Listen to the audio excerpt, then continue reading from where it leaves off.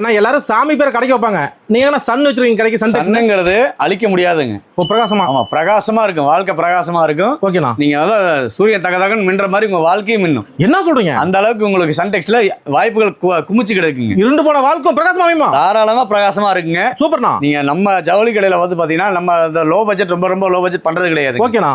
எல்லாமே தெளிவான பீஸ் தான் கொடுத்துட்டு இருக்கிறோம். டேமேஜ் வராது.